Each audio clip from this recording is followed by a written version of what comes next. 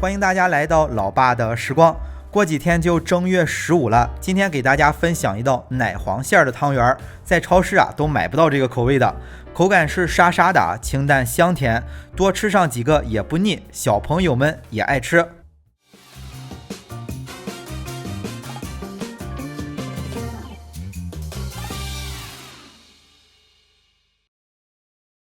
首先给大家分享一道特别好吃的奶黄馅的做法，不但可以做汤圆，还能做面包或者是包子。好吃的重点就是先加热60克的黄油，黄油加热之后再加入40克的中筋面粉，加入面粉之后就先把火关掉，快速的搅拌均匀，用热的黄油把面粉炸一下，这样做出来的奶黄馅就比较松软，吃起来沙沙的口感很好吃。搅拌均匀之后就先放在锅中放凉，接着再打上2个鸡蛋，加入150克的牛奶，40克的白砂糖，20克的玉米淀粉，然后把这份材料搅拌均匀。搅拌的时候可以多搅拌一会儿。40克的白糖吃起来微微有一点甜，口味属于比较清淡了，想吃更甜的可以再加一些。那等材料搅拌均匀之后，把2份材料混在一起，但是要等第一份材料放凉之后，热着放进去，里面的鸡蛋就结块了。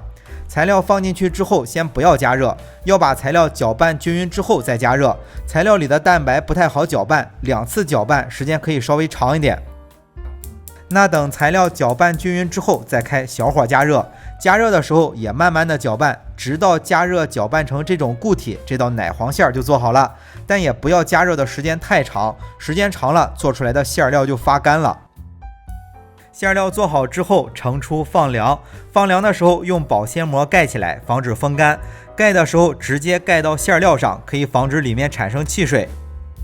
放凉之后就平均的分一下，可以做25个到30个吧，就看自己想做的大小了。这一步很简单，分好之后再来制作汤圆皮。做汤圆皮是250克的糯米粉，边搅拌边加入190克的热水。糯米粉最好用水磨糯米粉，普通的糯米粉也能用。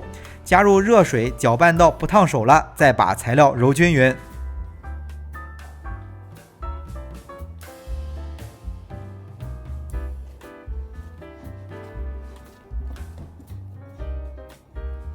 揉成均匀的糯米团之后，也不需要等待，直接来包馅儿。同样是做25个到30个之间的量。包的时候如果感觉粘手，可以在手上抹点油，或者是沾上糯米粉来包。